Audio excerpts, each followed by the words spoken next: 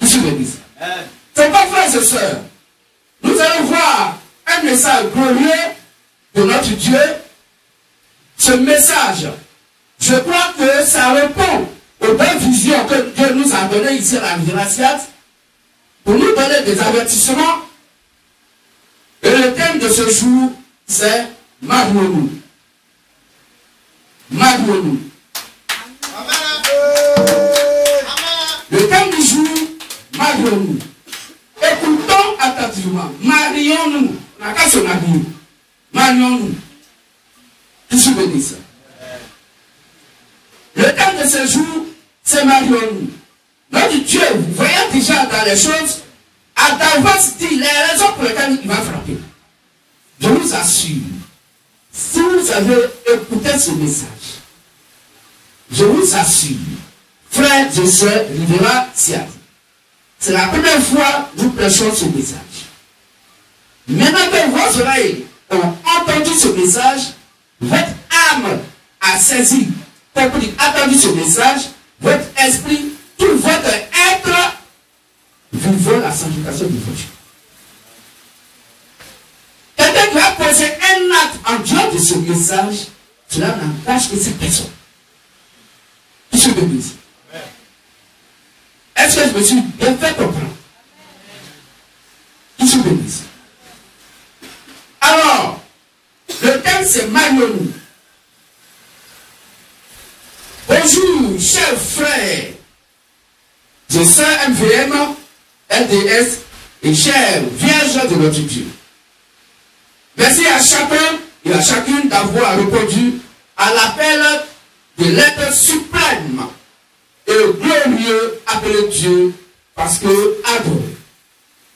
Merci à nous tous et à nous toutes. Soyons bénis. Amen. Amen. Nous allons lever la main gauche vers le soleil levant, les yeux fermés, étant debout, prions. Christ Jésus, nous, ta fiancée, ta future épouse, étant réunis, t'écoutons. Amen. Amen. Dans cette position, face vers la chair, nous allons appeler nos lecteurs. Nous allons prendre 1 Corinthiens 7, 2 à 3. 1 Corinthiens 7, 2 à 3. Et l'autre va prendre 1 Samuel 1, 1 à 2. 1 Samuel 1, 1 à 2. 1 Samuel 1, verset 4. 1 Samuel 1, verset 4. 1 Samuel 1, verset 19. Pour ceux qui notent. Donc je reprends. Nous allons prendre 1 Corinthiens 7, 2 à 3.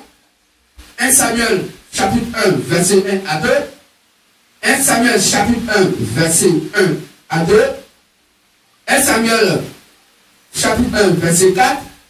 Et 1 Samuel chapitre 1, verset 19. Lecteur, si vous êtes prêts. 1 Corinthiens 7, 2 à 3. Toutefois, pour éviter l'impudicité,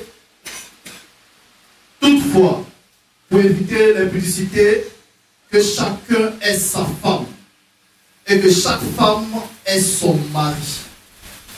Que le mari rende à sa femme ce qui lui doit et que la femme agisse de même envers son mari. Amen. Amen. Asseyez-vous s'il vous plaît. Il se bénisse. Asseyez-vous, asseyez-vous. Lecteur, on peut s'asseoir. Il se bénisse. Alors c'est un glorieux message, un grand message. Marions-nous. Mais ici, 1 Corinthiens 7, 2 à 3 dit, toutefois, pour éviter l'impudicité, que chacun ait sa femme. Que chacun ait sa femme. On a l'impression ici que, comme la religion se disait chrétienne, la Bible dit, c'est pourquoi l'homme quitta son père et sa mère s'attacha à sa femme et les deux seront une seule chair. Alors, les soi-disant religieux, soi-disant chrétiens, religieux disent que sa femme veut dire qu'un homme garçon doit être un monogame. C'est-à-dire, il faut avoir une seule femme. La polygamie est proscrite. C'est-à-dire, la polygamie, c'est un péché. Est-ce qu'on comprend mieux? Mais la lettre tue, mais c'est l'esprit qui vit. C'est nous, MVM, qui ouvrons l'esprit aux fils et aux filles du véritable réel Dieu dans le monde entier.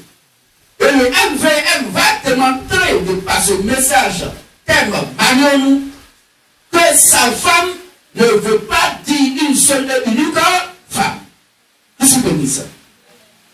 Mais il dit toutefois, pour éviter l'impudicité, que chacun ait sa femme et que chaque femme ait son mari. Que le mari rende à sa femme ce qu'il lui doit. Et que la femme agisse de même envers son mari. Que le mari rende à sa femme ce qu'il lui doit. Mais qu'est-ce que le mari doit à sa femme, épouse? Est-ce que tu l'apprends dans une autre famille? Est-ce qu'on comprend mieux? Tu l'apprends dans une autre famille. Pour ce qui concerne dans la dot traditionnelle. Qu'est-ce que dit ça? Mais le chrétien doit se marier dans le Seigneur. Qu'est-ce que dit ça? Or, l'homme, le mari donne à sa femme ce que le mari doit à sa femme. Et ce que la femme doit à son mari, la femme doit faire autant pour son mari. Qu'est-ce que dit ça? Toutefois, pour éviter quoi? L'impudicité. On comprend mieux? Amen.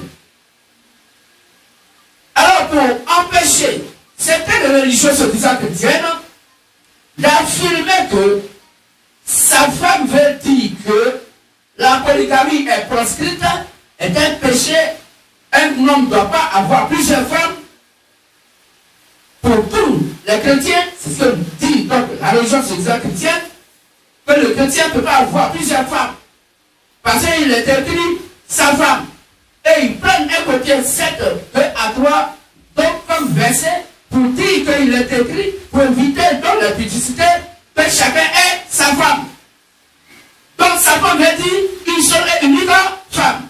On va interroger, le MVM va interroger la Sainte Bible.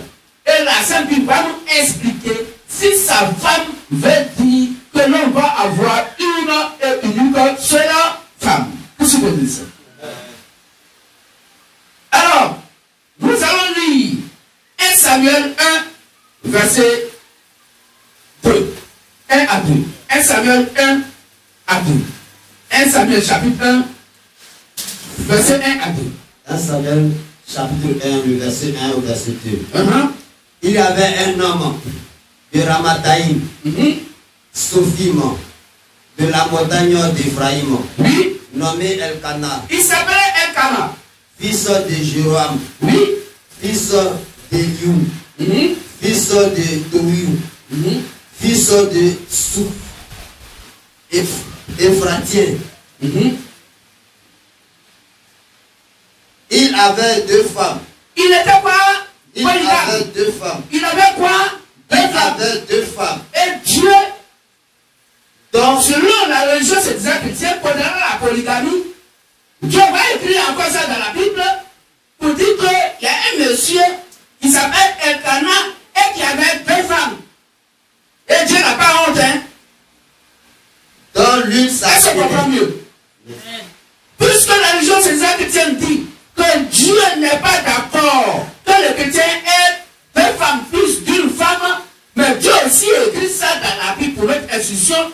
Sur 2 Corinthiens 3,16, toute écriture est utile pour instruire dans toute la justice de Dieu, dans toute la vérité.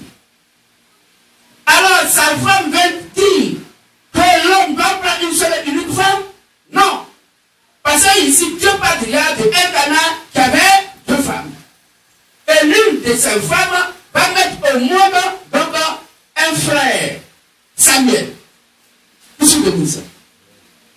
Comme une frère. dont l'une s'appelait Anne. Donc, il y a une qui s'appelait Anne. Et l'autre Pénina. Et l'autre femme d'Elkana s'appelait Pénina.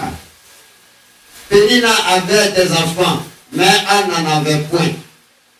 Amen. Amen. Donc Pénina avait des enfants avec Elkana, mais Anne n'en avait point. Qu'est-ce que je dis ça? Donc ici on retient que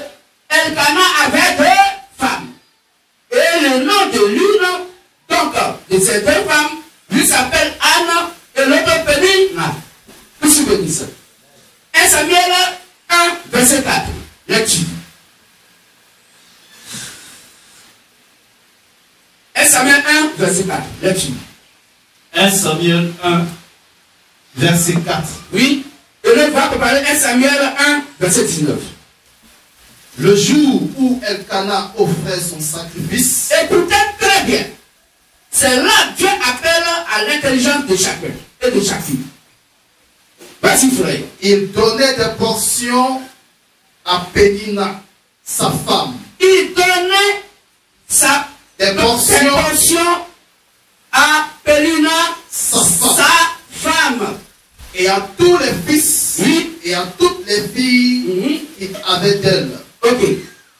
Oh, Dieu pourrait ici dire dans un bon français, puisque la Bible a déclaré que Elkana avait 2 femmes, donc Elkana donnait des portions donc, à l'une de ses femmes. Ou bien? Est-ce qu'on comprend mieux? Amen. Mais Dieu sait que Elkana a 2 femmes. Et il dit, Elkana donnait donc une portion à Pélina, sa femme. Pourtant, c'est un polygame, il en a 2. Et Dieu dit, il donne des portions à sa femme. Là, la Bible n'a pas dit qu'il a divorcé avec Anne. Que c'est Anne seule qui est restée. Qui est partie. Et que c'est donc Pélina seule qui est restée. Mais il dit, pas que les 2 femmes soient là, il donnait des portions à Pélina, sa femme. Est-ce qu'on comprend mieux? Merci, frère. 1 Samuel 1, 19. 1 Samuel, chapitre 1, le verset 19. Oui. Il se leva du bon matin, et après s'être prosterné devant l'Éternel, Oui. il s'en retournait et revint dans leur maison. Et revint dans leur maison.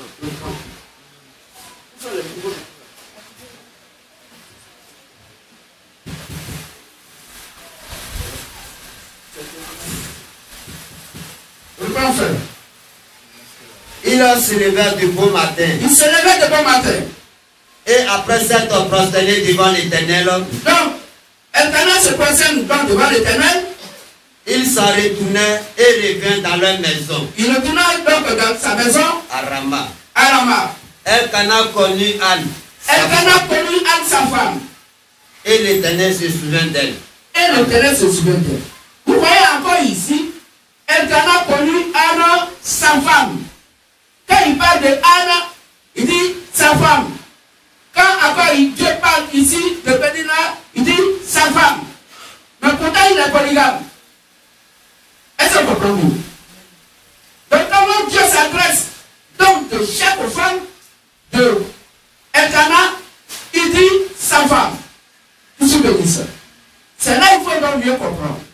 Or, c'est ça la religion dit que comme dans un chrétien, 7 à part verset 2 à 3, il est écrit que chacun est sa femme. Alors, le chrétien va être donc monogame, avoir une seule femme, et que la polygamie n'est pas chrétienne. Or, Dieu ici, quand il s'adresse donc à une femme dans un couple donc polygame, il dit sa femme. Quand il s'adresse à l'autre, il dit sa femme. Quand il adresse sa femme, si elle a mis le, alors le monsieur n'a que sa femme. Est-ce qu'on comprend mieux? On peut accorder notre Dieu. C'est ça la religion ne peut pas comprendre. Vous souvenez ça. Alors, frères et sœurs, sa femme ne veut pas dire que le sujet doit avoir une seule et unique femme. Ou doit être monogame. Voici un monsieur qui a 2 femmes. Et lorsque notre Dieu veut parler de l'une de ses femmes, il emploie le terme sa femme. Voici un monsieur qui a 2 femmes. Et lorsque notre Dieu veut parler de l'une de ses femmes, il emploie le terme sa femme. Sachant bien que le monsieur a 2 femmes. Est-ce que vous comprenez? Ainsi donc, que chacun ait sa femme n'exprime pas la monogamie. Monogamie veut dire avoir une seule femme. Vous souvenez ça? Alors, et sœurs, MVM, FDS et vieux de notre Dieu, le terme commun, copine ou petit ami n'est pas biblique. Vous vous souvenez ça? Donc le terme, donc commun, copine ou petit ami n'est pas biblique. Donc parmi les frères, si tu as une copine, il faut laisser tomber. Si tu as une petite amie, il faut laisser tomber. Parce qu'on comprend ce que ça veut dire copine. On connaît l'affaire du film de copine. On connaît l'affaire du film de petite amie. C'est moi, ami là, qui joue, mais on sait ce qui est derrière là. Tout ce que dit ça. Les sœurs, c'est la même chose. Non, c'est mon copain. Dans le christianisme, il n'y a pas de copain. Non, c'est mon petit ami. Il n'y a pas de petit ami. Tout ce que dit ça. Donc, c'est un copain et copine là. Petit ami, ça n'existe pas. C'est païen, c'est diabolique. Tout ce que dit ça. Si on ne savait pas, aujourd'hui, on sait. Donc, mettez ça de côté. Tout ce que dit ça. On peut accorder le Seigneur sur le Christ.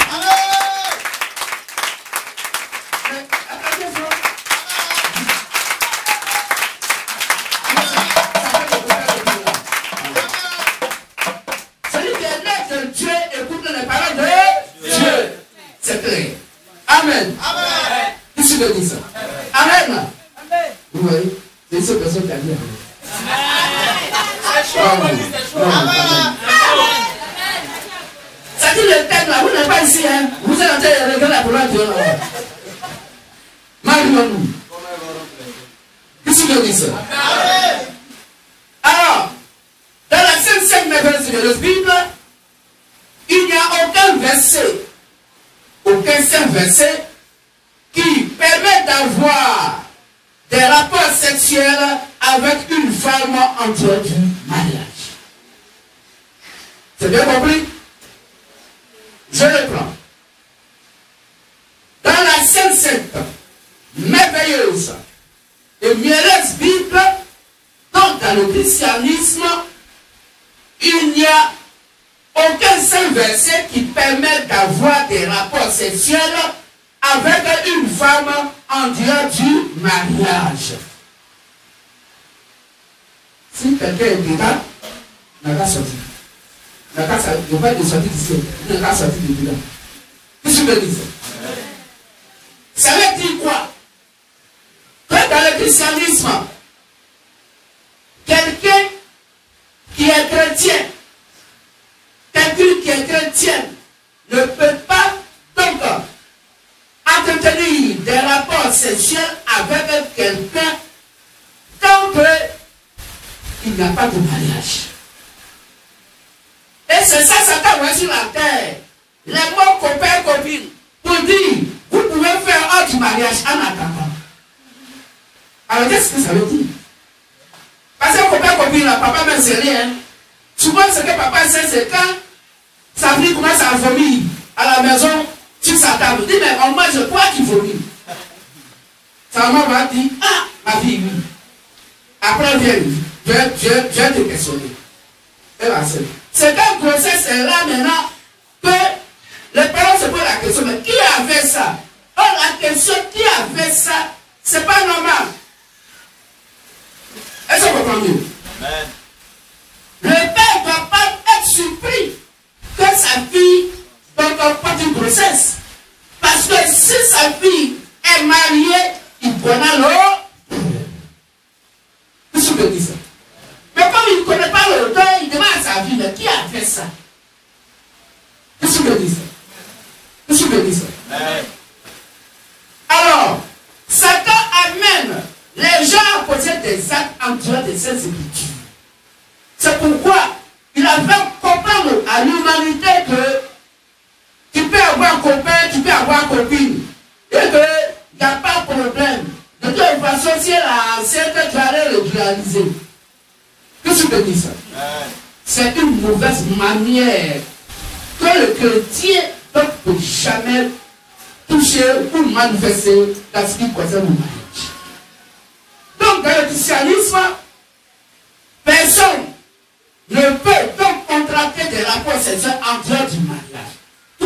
Bible va nous dire que c'est un mariage. Que je bénis ça. Amen. Cela n'existe pas. D'où le thème copine ou petite amie.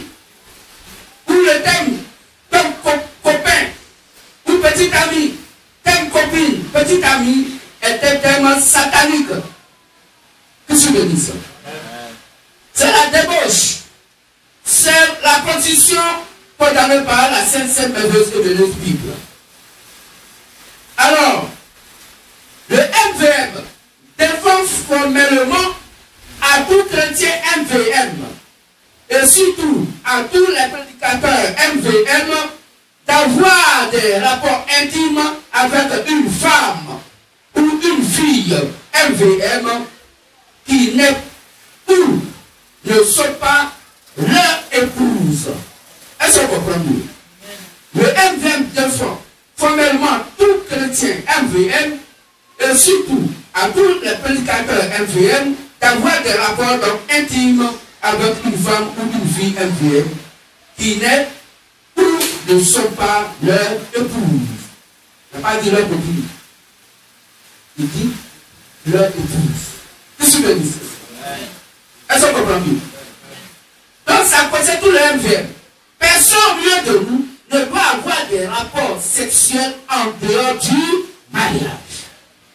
Qu'est-ce que je dis ça? On peut acclamer notre Dieu?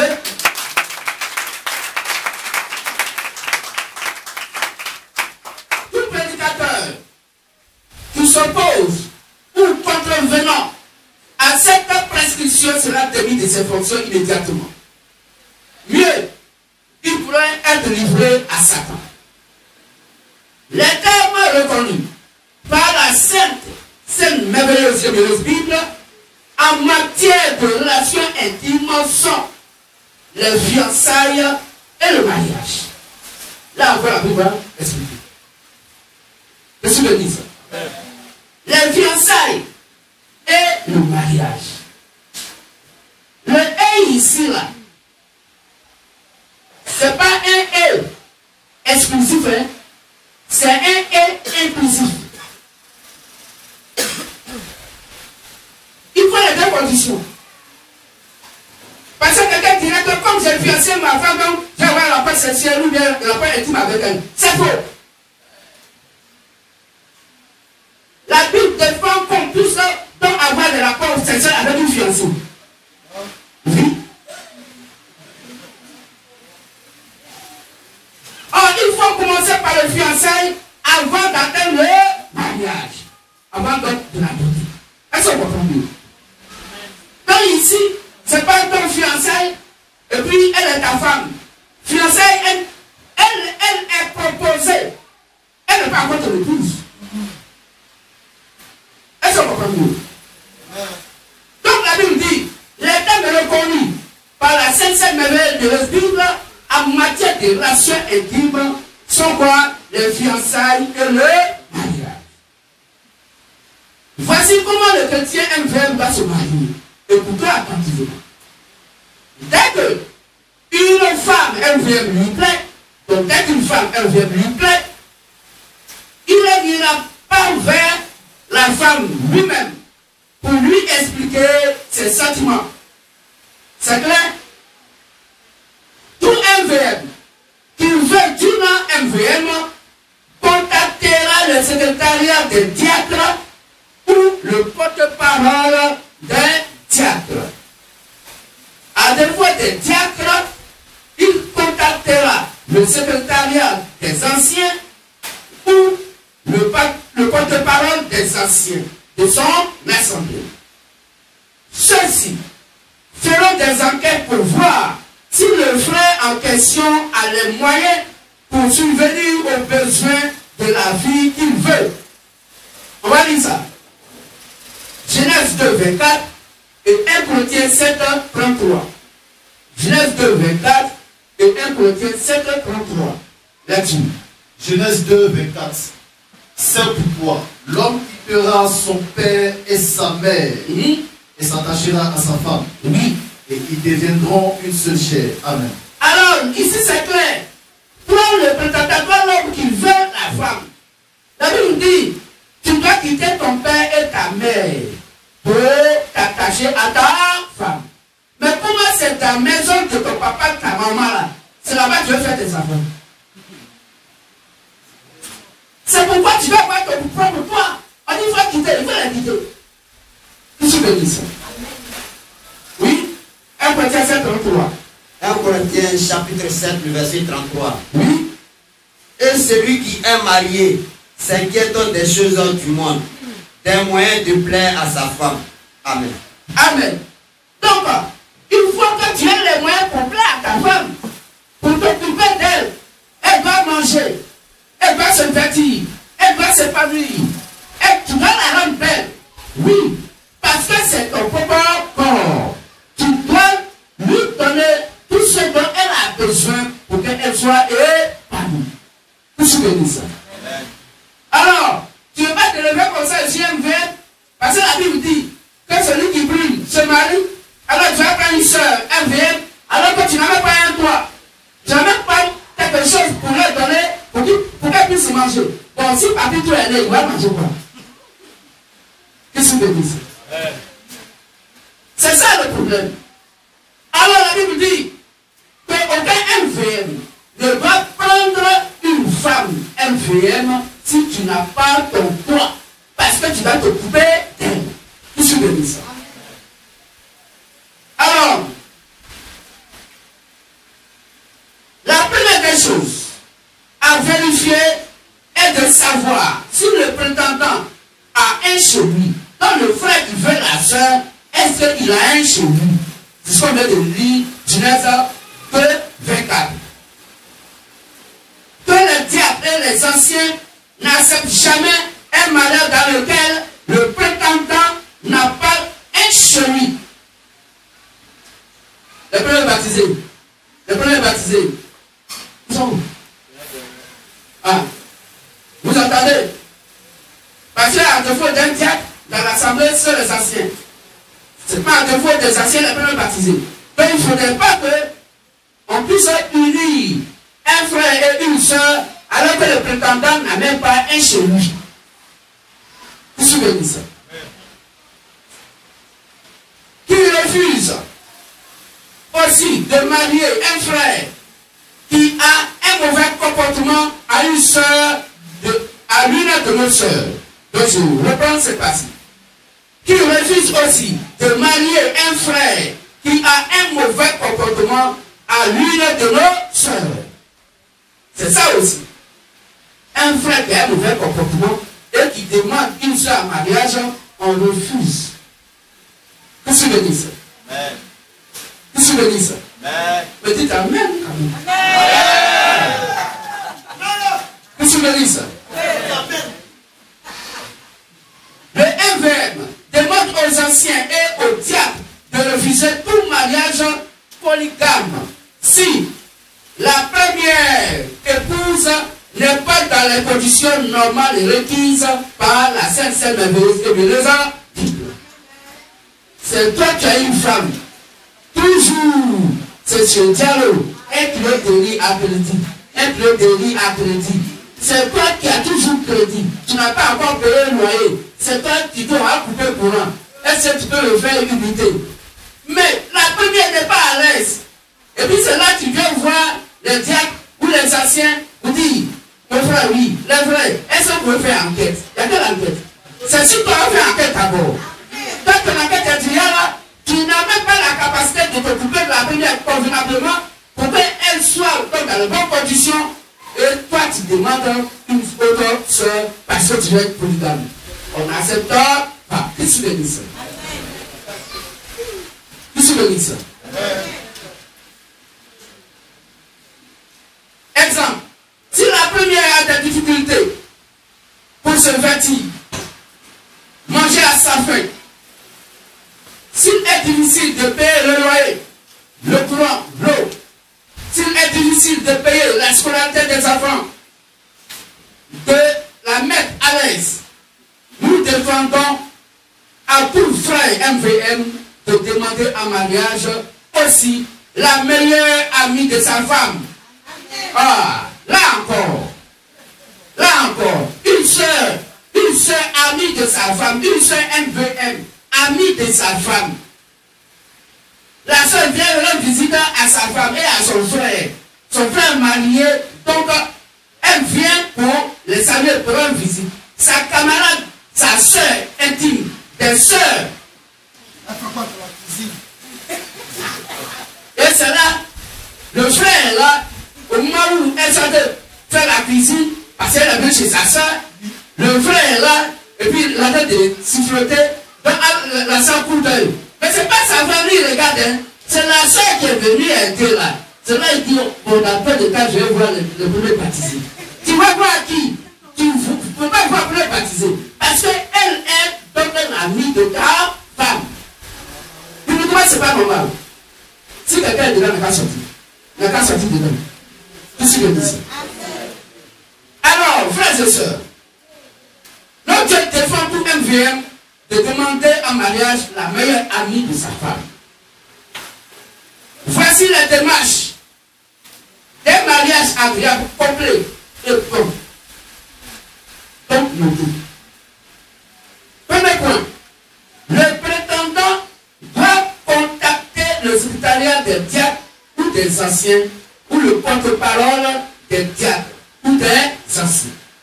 Donc, si toi, le prétendant, le frère, tu veux une soeur, il faut donc contacter le secrétariat des diacres, des anciens ou le porte-parole des diacres ou des anciens. Deuxième point, après enquête des diacres ou des anciens au niveau du frère prétendant, il fera aussi une enquête minutieuse sur la vie pour voir si c'est une fille de bonne moralité. Les diacres et les anciens vérifieront aussi si la fille ou la femme n'a pas eu de rapport intime avec un frère dans l'assemblée. Voilà. C'est ça là aussi. C'est ça là aussi le problème. Oui, notre Dieu a raison. Qu'est-ce que je dis? Notre Dieu a raison. Toi, tu es déjà sorti avec la soeur. Et le frère Koudam t'apprend en mariage. Toi, tu t'as mal rendre visite. On est beaucoup ici, hein, mais c'est à coup quand tu vas rendre visite à tout moment parce que il y a ton ancien tisson qui est là. Frère de ton frère. Et quand tu vas là-bas, c'est dans quel esprit? Et la soeur aussi, elle aussi, quand elle te voit, c'est là elle est motivée. Il y a problème. Donc, malade comme ça, notre Dieu ne peut pas autoriser cela. Qu'est-ce que tu dis ça? Qu'est-ce que tu dis ça? Je crois qu'on comprend mieux, hein? Voilà.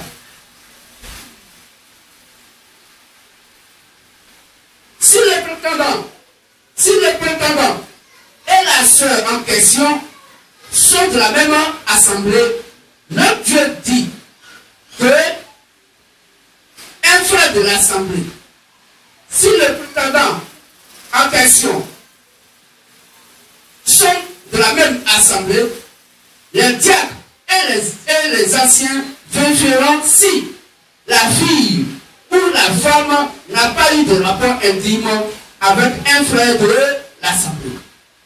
Si les deux sont dans la même assemblée. Est-ce qu'on comprend? Là, c'est dans la même assemblée. Tout ce que je dis.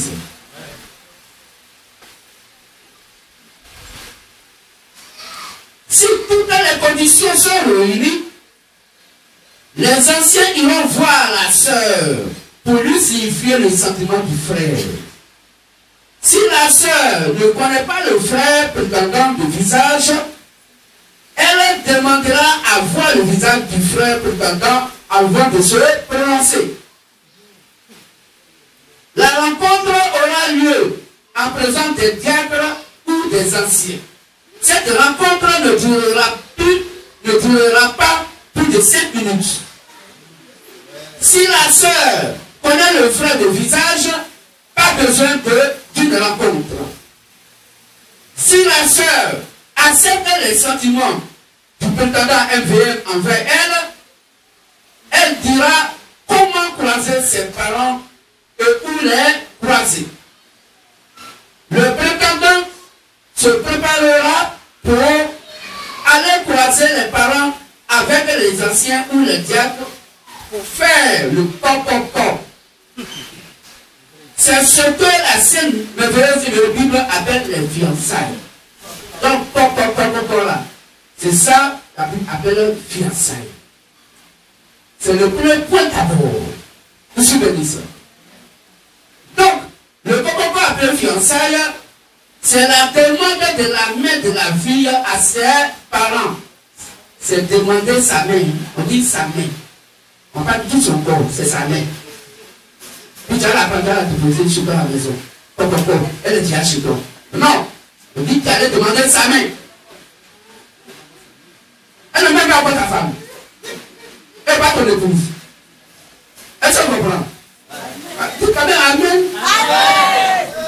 Ou bien j'ai touché un point très fort. C'est pas moi, hein? C'est l'autre Dieu. Qu'est-ce que tu me dis ça?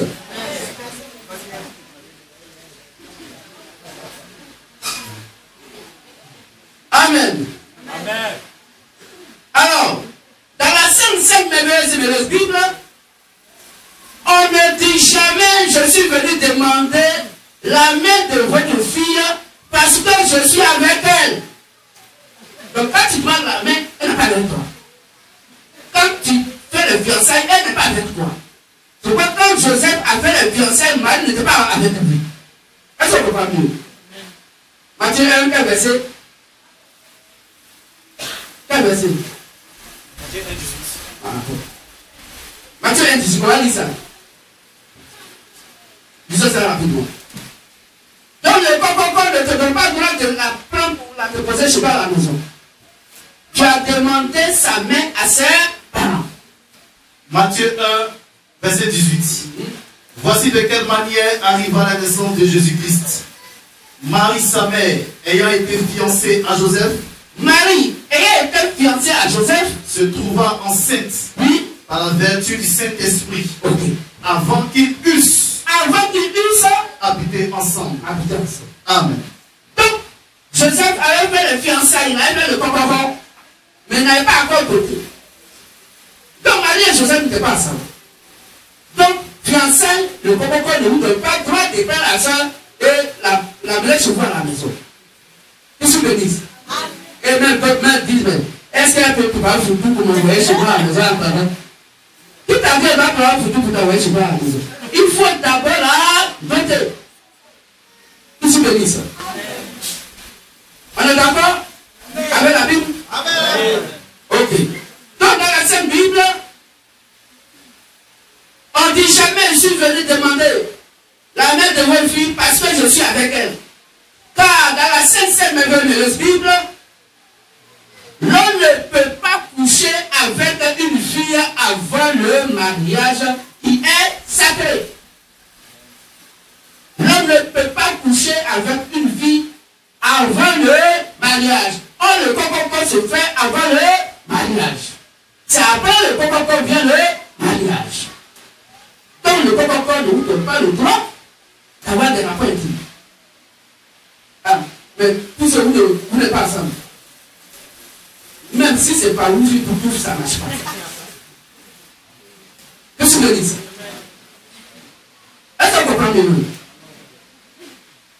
Dans la Sainte merveilleuse Bible, on ne peut pas coucher avec une fille avant le mariage, qui est sacré.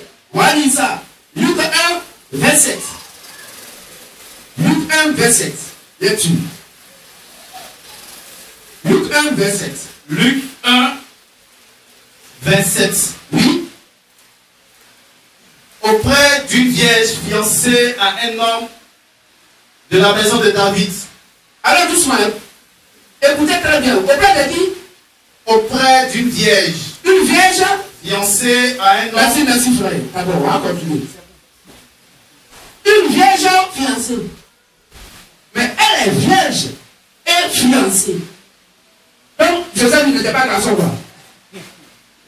Parce qu'il a fiancé. Marie. Mais elle dit qu'elle était vierge.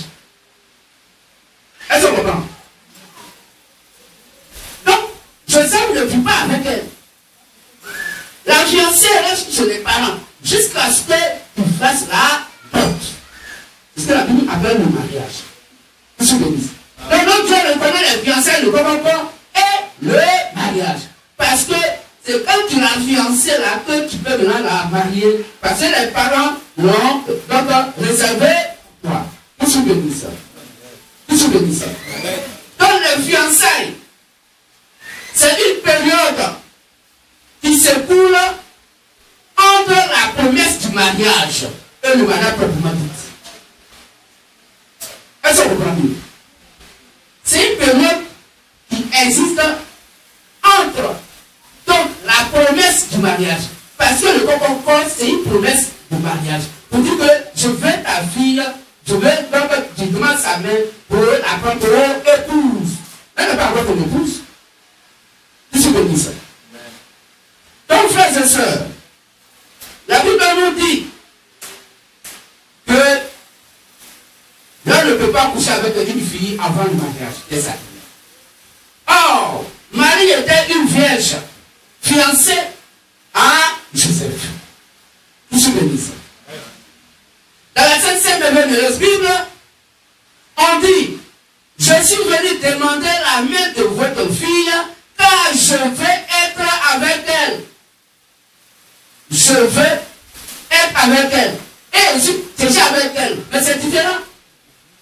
Fiancé, il m'a dit, je suis venu demander sa main parce que je veux être avec elle. Et la soeur, quand on vient faire fiançailles, c'est elle qui commence à piper maintenant, bip sur bip. Même à minuit, 1h du matin, bip sur bip. Avec piper le frère, et quand tu le bip là, tu as quoi en tête?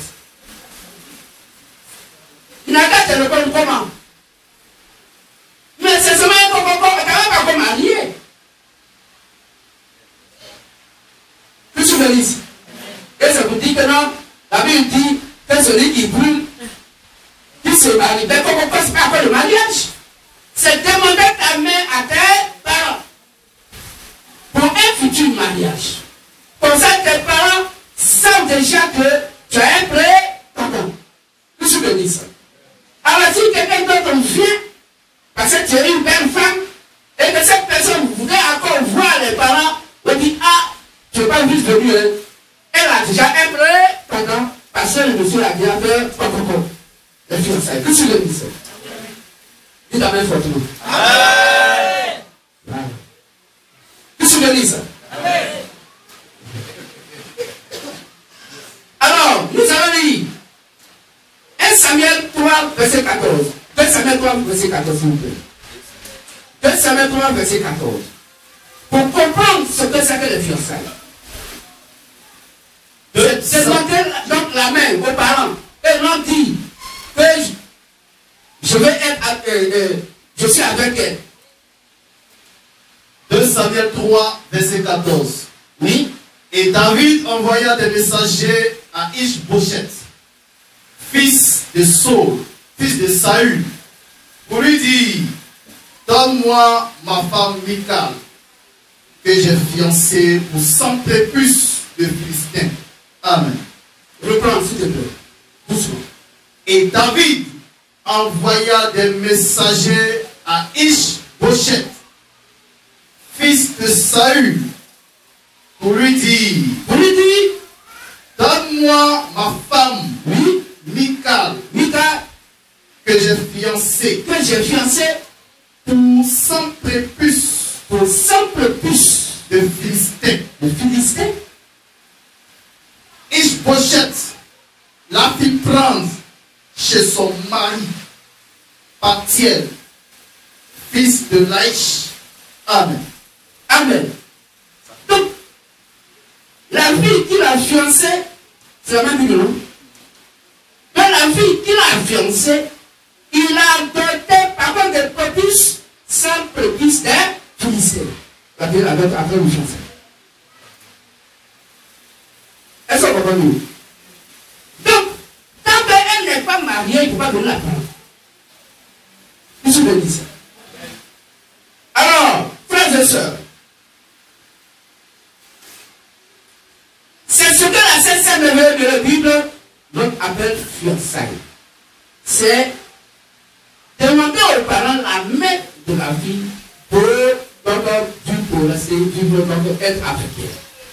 Ils se bénissent. Ce sont les parents qui donnent les conditions des fiançailles. Ce n'est pas les prétendants. C'est les parents de la fille qui donnent les conditions du fiançailles. Si les fiançailles sont acceptées, les anciens ou les diacres demandent les conditions de la dot.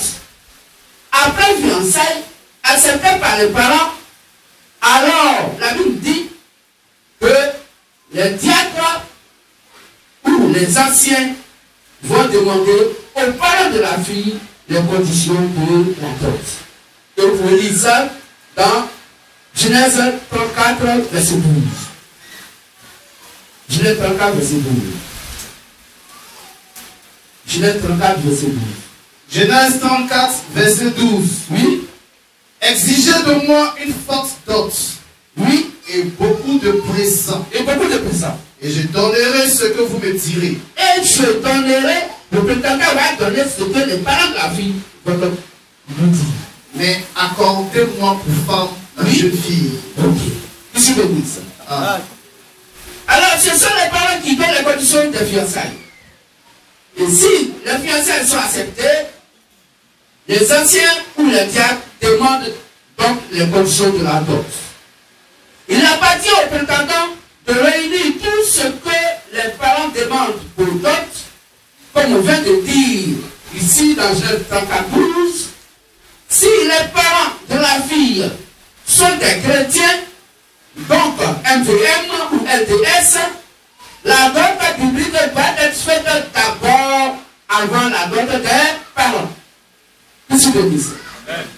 La dot biblique sera associée au mariage chrétien. Dot biblique associée au mariage chrétien. Fiançailles, dot biblique associée au mariage chrétien. Qu'est-ce que je dis? Que tout prédicateur MVM ou LDS qui sort ou qui a des rapports sexuels avec une fille qui n'a pas porté, qu'il se sépare d'elle immédiatement. Pour l'heure, il est défendu à tout prédicateur MVM de prendre deux femmes épouses, donc de prendre deux épouses jusqu'à nouvel ordre. Aucun frère, aucune soeur MVM LDS ne doit prendre pour époux ou pour épouse un non converti, une païenne, à moins que cette dernière ou ce dernier n'ait pris celui-ci ou celle-ci avant sa conversion. C'est bien compris ce côté? Donc, si quelqu'un tu veux une seule ici dans MVM, il faut qu'elle soit MVM. Tu ne dois pas quitter ici à ta MVM puis tu vas prendre une femme qui a une païenne. On ne va pas se comme ça. Mais si tu es venu avec elle, vous étiez ensemble avant que vous ne veniez dans le christianisme, alors, dans ce cas, notre Dieu n'en dit pas beaucoup de libérés. Qu'est-ce que dit ça? Amen. Alors, ici, la Bible nous dit que nous pouvons prendre le livre de 1 Corinthiens 7:39, Esdras 10, verset 10 et Esdras 10, verset 11. Donc, aucun frère, aucune soeur MVM LDS ne va prendre pour épouse un homme converti, une païenne, à moins que cette dernière ou ce dernier n'ait pris celui-ci ou celle-ci avant sa conversion. 1 Corinthiens 7:39, on a bien dit ça. Esdras 10, 10 et le plan Esdras 10, verset 11.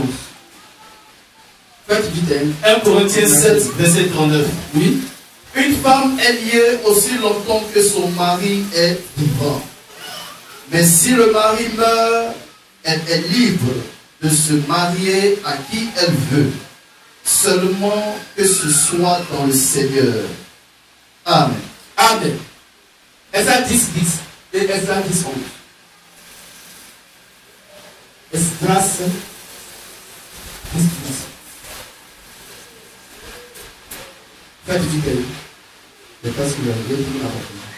Esdras 10, verset 10 à 11. Esdras 10, 10 à 11. Oui.